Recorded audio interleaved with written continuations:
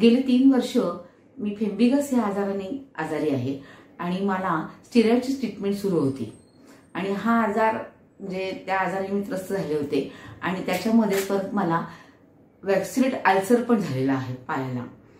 त्याच्यासाठी मी डॉक्टर पवार साहेब यांच्याकडे ओळखीने दाखवायला आलेले होते आणि सरांनी मला इतके छान समजावून सांगितलं, छान बोलले माझ्याशी आणि बोलता बोलता मी त्यांना सांगितलं की सर मला कॅटरॅक्टचा पण त्रास होतोय आणि ते हा आजार असताना ते डोळ्याचं ऑपरेशन करायचं का आणि कसं करायचं हे मी त्यांना विचारलं। ते म्हणाले काही काळजी करू नका, माझ्या मिसेसच सर्जन आहेत आणि त्या तुम्हाला तपासतील आणि त्या तुम्हाला सगळं सांगतील।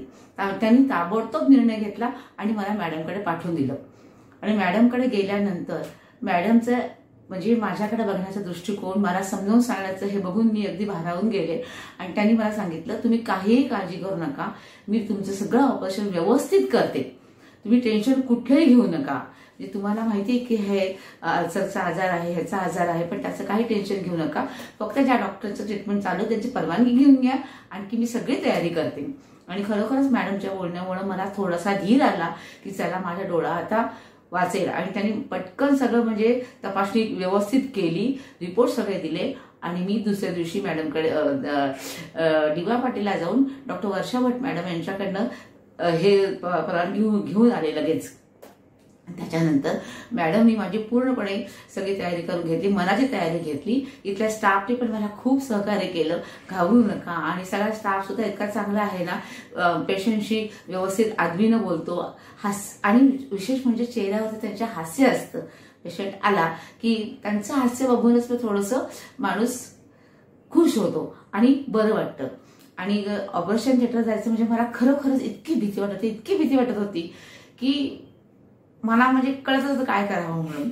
मी गेले पण मॅडमनी बोलता बोलता मला समजून सांगता आणि तिथे शिवा म्हणून होते त्यांनी पण मला समजून सांगितलं आणि अक्षरशः मला म्हणजे श्वास घ्यायला पण त्रास होत होता की घाबरल्यामुळं, पण मॅडमनी लगेच तिथं माझा व्यवस्था केली की नाकाने श्वास घेता येईल किंवा अशी व्यवस्था केली आणि नंतर माझं ऑपरेशन त्यांनी बोलता बोलता व्यवस्थितपणे केलं।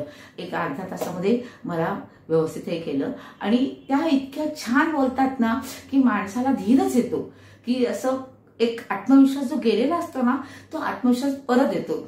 आणि म्हणजे मी त्यांच्याकडनं हे शिकले की कुठेही काही घाबरायचं नाही आणि आत्मविश्वासाने राहायचं। म्हणजे मी ह्या डोळ्याच्या ऑपरेशनला त्यांच्या याच्यामुळं आणि डॉक्टर महेश सरांच्यामुळं उभी राहिले। दोघांनी मला समजावून सांगितलं, दोघांनी आधार दिला आणि मी उभे राहिले आणि माझं ऑपरेशन खूप छान झालं। माझा मोतीबिंदू इतका वाढलेला होता, जर 8 दिवस जर अधिक थांबले असते तर मला डोळ्याला दिसणं अशक्य होतं।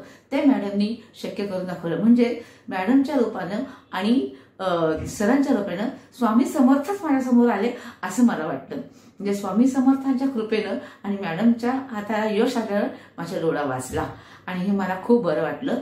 आणि मी इथे पिंपळसरला जाते आणि सरांची ओळख माझे एक बांधलेला मुलगा आहे डॉक्टर सुधीर खराडे त्यांच्यामुळे झाली।